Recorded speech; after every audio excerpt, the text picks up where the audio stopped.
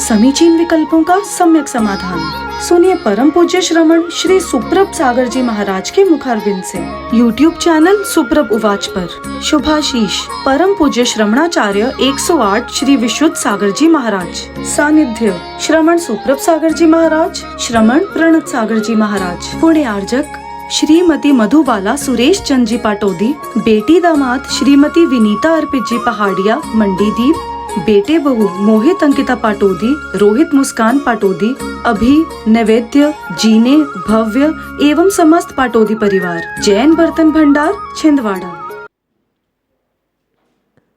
ओम नमः सिद्धेभ्य। नमो नमः कराय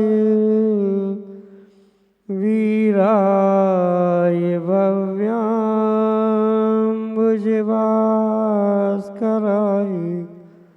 अनंत लोकाय सुरार्चिताय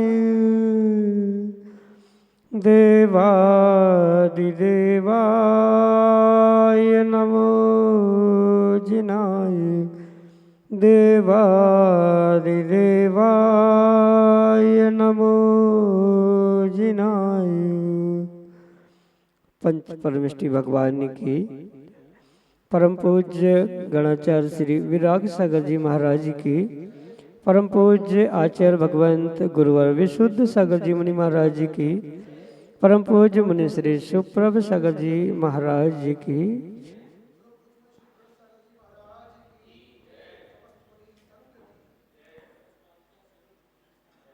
संसार में दो प्रकार के लोग होते हैं, एक बुद्धिमान और दूसरे, क्योंकि बुद्धिमान वे ही होते हैं जो अपने बुद्धि का मान न करते हुए अपने मन के उठते विकल्पों को समीचीनता के साथ उनका सम्यक रूप से समाधान प्राप्त करने का पुरुषार्थ करते हैं, और शेष तो मूर्ख कहलाते ही हैं, क्योंकि जैसा कहा जाता है कि 1 अप्रैल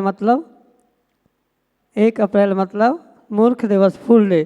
तो फूल हमें बुद्धिमान बनना है, ना कि फूल बनना है, मूर्ख बनना है। और बुद्धिमानी इसी में है कि गुरु के द्वारा हमको आत्मकल्याण की अनूठी विधा समीचीन विकल्पों का सम्यक समाधान रूप प्रदान की गई है। तो आप भी बुद्धिमान बने और परम पूज्य आचार्य भगवंत गुरुवर विशुद्ध सागर जी महाराज के मंगल सुभाषिष से परम पूज्य मुनि श्री सुप्रभ सागर जी महाराज द्वारा प्रदत्त आत्मकल्याण की अनूठी विधा समीचीन विकल्पों के सम्यक समाधान से जुड़ते हुए अपने मन के विकल्प को समीचीनता के साथ उसका सम्यक समाधान प्राप्त करने का पुरुषार्थ करें। प्रारंभ करते हैं आज का सम्यक समाधान। और आज के पहले विकल्प के लिए लखनऊ उत्तर प्रदेश से प्राची जैन महर्षि के चरणों में बारंबार नमोस्तु निवेदित करते हुए अपना समीचीन प्रश्न कर रहे हैं कि महाराज जी, जैसे हम लोग ह्रीम सम्य शिखर जी आदि का ध्यान करते हैं, तो भगवान जो होते हैं वे भगवान किस चीज़ का ध्यान करते हैं? हमारे समीचीन विकल्प का सम्यक समाधान करने की अनुकंपा करें। नमोस्तु महाराज जी, नमोस्तु। ओम नमः सिद्धम। परम पूज्य आचार्य भगवान गुरुवर विशुद्ध सागर जी महाराज की परम पूज्य मुनि श्री सुप्रभ सागर जी महाराज जी की। ध्यान अनेक प्रकार के होते और उन ध्यानों में से श्रावक भी, साधु भी और बनने वाले भगवान भी ध्यान करते, पर जो आर्द्र रौद्र रूपी अशुभ ध्यान है वह संसार का कारण होने से श्रावक अवस्था में होता है। आगे मुनिराज, महामुनिराज आदि उस धर्म और शुक्ल ध्यान के माध्यम से ही अपने कर्मों की निर्जरा करने का प्रयास करते, जिसे उपचार से एक श्रावक भी कर सकता है।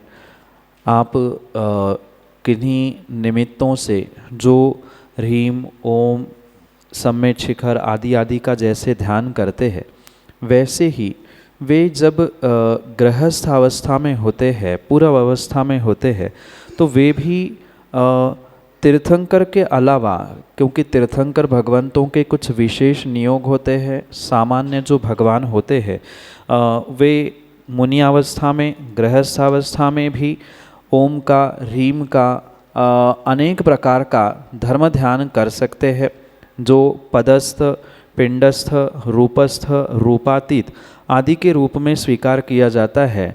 इन सभी प्रकार के उन ध्यानों को वे करते हैं और जब वे 8वें आदि गुणस्थान में पहुँचते हैं तो वे ही निर्ग्रंथ मुनिराज, क्योंकि उन्हें भगवान बनना है, इस कारण से वे शुक्ल ध्यान को प्रारंभ करते।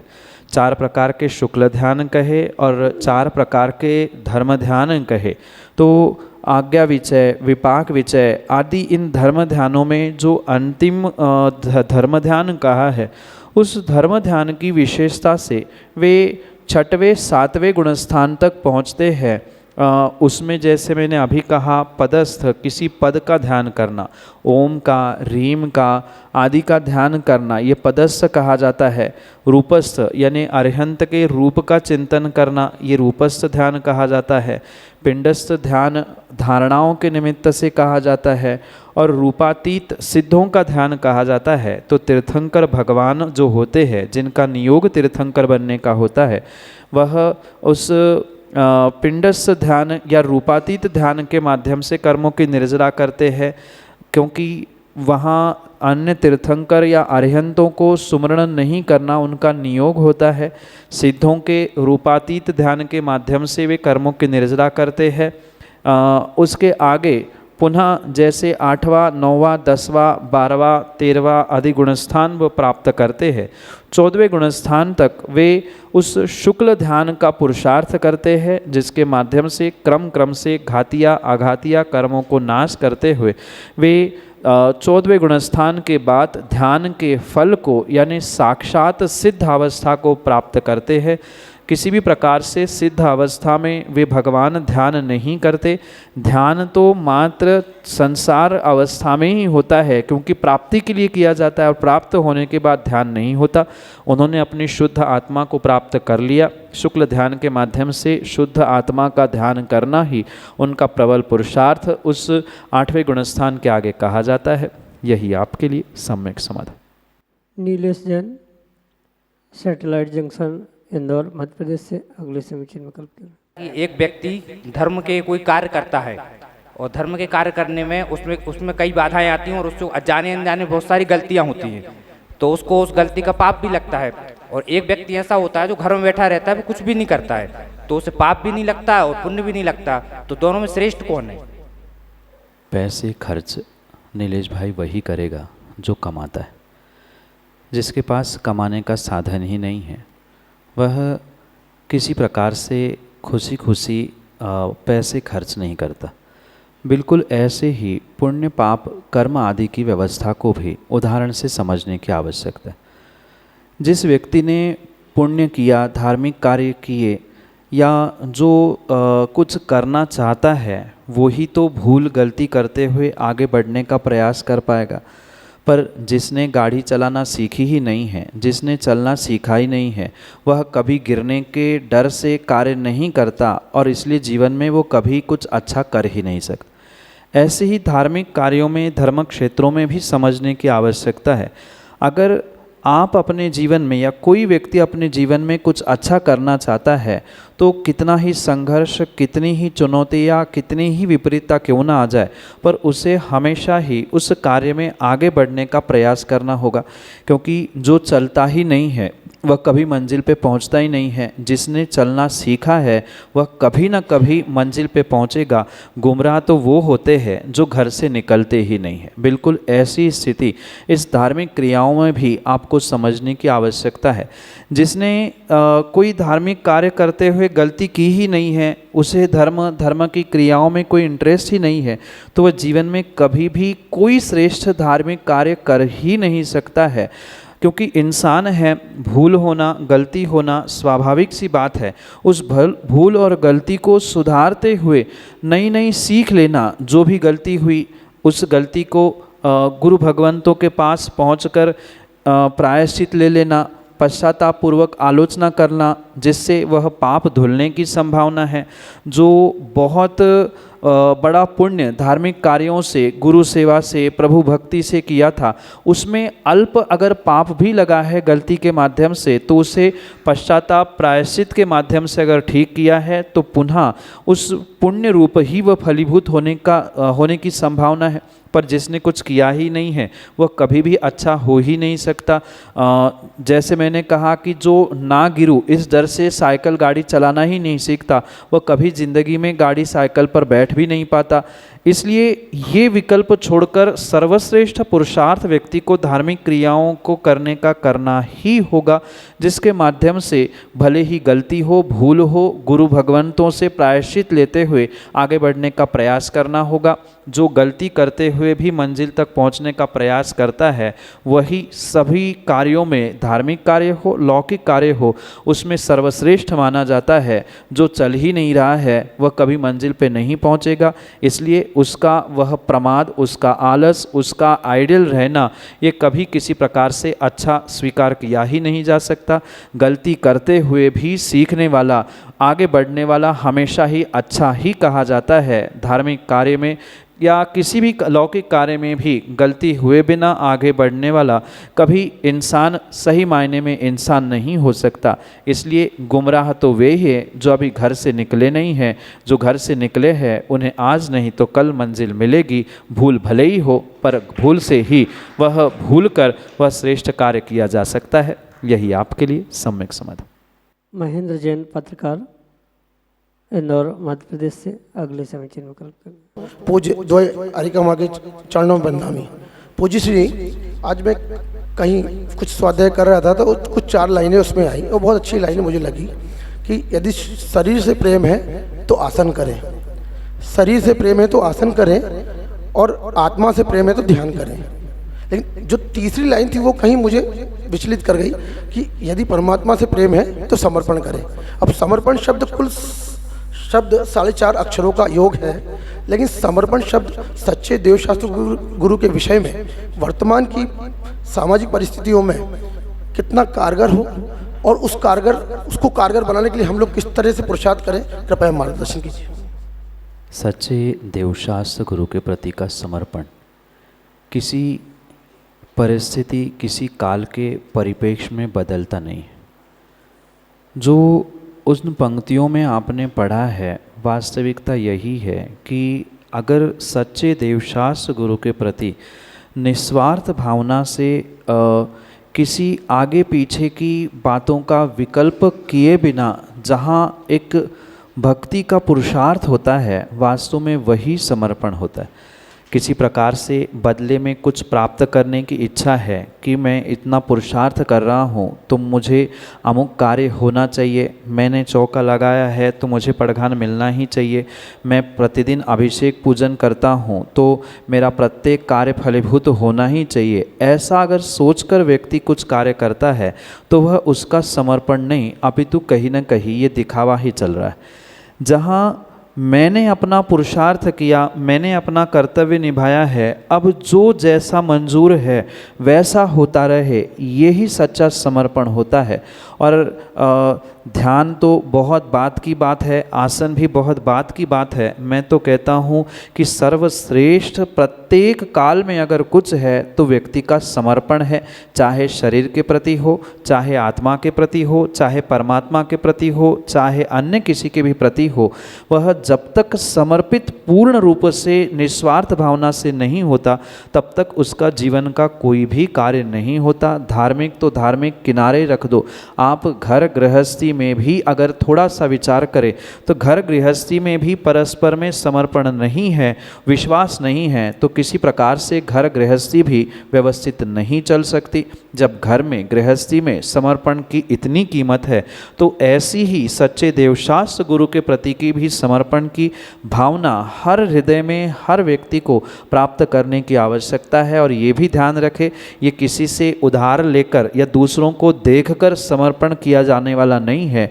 हमारा उस स्थान पर सच्चे देवशास्त्र गुरु के प्रति क्या भाव है, कैसी भावनाएं हैं, कैसी मेरी भक्ति है, ये तय करता है कि कितना समर्पण उस व्यक्ति का या हमारा उस व्यक्ति के प्रति है। ये समझने के लिए हमें अपना व्यक्तिगत पुरुषार्थ ही करना, व्यक्तिगत पुरुषार्थ ही प्राप्त करने की आवश्यकता है। जो वर्तमान में अनेक भेद भाव, संघ भेद, पंथ भेद आदि देखकर करते हुए देखने में मिल रहे हैं, यहाँ किसी भी प्रकार से किसी का कोई समर्पण नहीं है। मात्र सच्चे देव, शास्त्र और गुरु कोई भी हो, कैसे भी हो, उनके प्रति मैं एक सम्यक दृष्टि भक्त बनकर सेवा में तत्पर हो जाऊं। कोई उसके रिटर्न की, कुछ प्राप्ति की भावना नहीं रखते हुए, यही वास्तव में समर्पण है। और यही तभी हो सकता है जब आपस के राग द्वेष परिणाम, कौन क्या कह रहा है, कौन क्या कर रहा है, किसका क्या हो रहा है, ये छोड़कर मुझे क्या करना है और मुझे क्या मिल रहा है, यही सोचने से ही जीवन में समर्पण आ सकता है। शायद उन पंक्तियों को आपने कई बार पढ़ा होगा, सुना होगा, गुनगुनाया भी होगा कि ये ना सोचे हमें क्या मिला है, ये हम सोचे किया क्या है अर्पण। अगर हम तन मन धन आत्मा सब कुछ उनके चरणों में समर्पित करेंगे, वही हमारा समर्पण आत्मा कल्याण के लिए और लौकिक कल्याण के लिए भी कार्यकारी हो सकता है। यही आपके लिए सम्यक समर्पण। श्रीमती विमला जैन, सैटेलाइट, इंदौर, मध्य प्रदेश से अगले समीक्षा में। महाराज जी, मेरा प्रश्न है कि आजकल के बच्चे भौतिकता की ओर जा रहे हैं, तो उन्हें अध्यात्म की ओर कैसे प्रेरित करें? माँ, आप तो आजकल के बच्चों की कह रहे हैं, मैं तो आप जैसे वृद्धों की और प्रौढ़ों की कह रहा हूँ कि आप भौतिकता से कितने दूर हैं। जब माँ बाप और दादा दादी ही भौतिकता से, भौतिक साधनों से दूर नहीं हो पा रहे हैं, वे आध्यात्म से, धर्म से जुड़ने का प्रयास नहीं कर पा रहे हैं, वे क्या उम्मीद रख सकते हैं कि बच्चे और आने वाली पीढ़ी, युवा पीढ़ी भौतिकता से दूर होकर आध्यात्मिकता की ओर बढ़ पाए? ये बहुत अच्छी बात सबसे पहले आपको समझनी होगी। अगर आप बच्चों से, युवा पीढ़ी से या आने वाले पीढ़ी से कुछ अच्छा करवाना चाहते हैं, तो सबसे पहले आपको वैसा स्वयं अपने जीवन में करके दिखाने की आवश्यकता है। आज वृद्धों के, बूढ़ों के ऐसी स्थिति है कि जो स्वयं कोई धार्मिक कार्य करने के लिए या धार्मिक क्रियाओं में, जैसे रात्रि भोजन है या बाहर के खाने पीने की त्याग रूप है या जो भौतिक साधन टीवी, मोबाइल है, वे भी 4 घंटे 2 घंटे के लिए छोड़ नहीं पा रहे हैं। और जिनको समझ ही नहीं है, उनसे बड़ी बड़ी उम्मीद रखने से कोई काम नहीं हो सकता, क्योंकि जैसा आप सिखाओगे वैसे युवा या बच्चे सीखते नहीं हैं, अपितु आप जैसा दिखाओगे वैसा ही वो सीखते हैं। इसलिए सबसे पहले प्रौढ़ और सभी वृद्ध व्यक्तियों से मेरा कहना है कि आप तो पहले भौतिकता को छोड़कर आध्यात्मिकता के ओर बढ़ने का प्रयास करें। साधु संत नगर में आते हैं, प्रौढ़ व्यक्ति कितने आहार में, कितने स्वाध्याय में, कितने सेवा में संलग्न होने का प्रयास करते हैं, तो ये सोचे बिना दूसरों को समझाना ये किसी प्रकार से उचित नहीं है। पहले हम समझे, फिर हमारा देखकर अपने आप वह बच्चे, युवा पीढ़ी आपका अनुकरण करते हुए आपको अवश्य ही मिलेगी। पर हम मात्र कोरी पार्टी उन्हें पढ़ाने का प्रयास करेंगे तो कभी नहीं होगा। उनका अनुकरण करना ये सर्वश्रेष्ठ गुण होता है। अगर पालक बहुत अच्छे से क्रियाओं को करते हैं, आध्यात्मिकता की और धार्मिकता की ओर बढ़ते हैं, तो स्वाभाविक रूप से बच्चे भी उस मार्ग पर बढ़ते ही बढ़ते हैं। उसके अलावा पाठशाला आदि में उन्हें पढ़ाना, सिखाना, बच्चों की ही नहीं, युवाओं की भी, महिलाओं की भी पाठशाला संयोजित करना, अनेक उपक्रम किए जा सकते हैं जिसके माध्यम से आध्यात्मिकता की ओर बढ़ा जा सकता है, बढ़वाया जा सकता है। पर दूसरों को तभी पानी से बाहर निकाला जाता है जब हम पहले पानी के बाहर हो। पानी में रहते हुए दूसरों को निकालना कभी संभव नहीं होता। यही आपके लिए सम्यक समाधान। अर्पित जैन, इंदौर, मध्य प्रदेश से अगले समीक्षा में। काल बार नमोस्तु, वंदामी माता जी। महाराज श्री, मेरा आपसे यह प्रश्न है कि महाराज जी, मेरा नित भक्तांबर पाठ और 40 का नियम है। किसी अनिश्चित परिस्थिति या स्वास्थ्य की अनुकूलता के अनुसार कभी कोई नियम अगर टूट जाता है तो उसका क्या प्रायश्चित है और उसको कैसे वापस नियम को बनाए रख सकते हैं हम? ये बात जीवन में ध्यान रखना कि अपनी गलती का प्रायश्चित कभी भी सामूहिक रूप से नहीं, अपितु व्यक्तिगत रूप से ही लेना चाहिए। क्योंकि प्रायश्चित एक ऐसा तप है जो व्यक्ति को कर्मों की निर्जरा के साथ साथ पाप का प्रक्षालन करने के लिए निमित्त बनता है। पर चूँकि ये तप है, अंतरंग तप है, उसे व्यक्तिगत गुरुजनों के समीप पहुंचकर ही लेने की आवश्यकता है। किन परिस्थितियों में आपके नियम टूटे हैं, उसके पीछे का कारण उद्देश्य क्या था, ये सब कुछ व्यक्तिगत रूप से समझाते हुए ही उन प्रायश्चित आदि को करने की आवश्यकता है या उसे प्राप्त करने की आवश्यकता है। इसलिए जो भी परिस्थिति बनी हो उसके लिए गुरुजनों से व्यक्तिगत मिले, प्रायश्चित ग्रहण करे, पूर्ण करे। रही बात पुनः उन नियमों का परिपालन करने के लिए, उसके तो लिए किसी दूसरे के कहने से काम नहीं होगा। व्यक्तिगत आपको ही अपने मन को पुनः बनाने की आवश्यकता है। अपने मन को बनाएं, गुरुजनों के समीप पहुँचे, आशीर्वाद ग्रहण करें और अपना मनोबल बढ़ाते हुए प्रायश्चित लेकर पुनः उसमें उपस्थापित होने का यानी पुनः उस नियम से जुड़ने का प्रयास करें। यही आपके लिए सम्यक समाधान। समीचीन विकल्पों का सम्यक समाधान सुनिए परम पूज्य श्रमण श्री सुप्रभ सागर जी महाराज के मुखारविंद से। YouTube चैनल सुप्रभ उवाच पर शुभाशीष परम पूज्य श्रमणाचार्य 108 श्री विशुद्ध सागर जी महाराज। सानिध्य श्रमण सुप्रभ सागर जी महाराज, श्रमण प्रणत सागर जी महाराज। पुण्य आर्जक श्रीमती मधुबाला सुरेश चंद जी पाटोदी, बेटी दामाद श्रीमती विनीता अर्पित जी पहाड़िया मंडीदीप, बेटे बहू मोहित अंकिता पाटोदी, रोहित मुस्कान पाटोदी, अभी नैवेद्य जीने भव्य एवं समस्त पाटोदी परिवार, जैन बर्तन भंडार छिंदवाड़ा।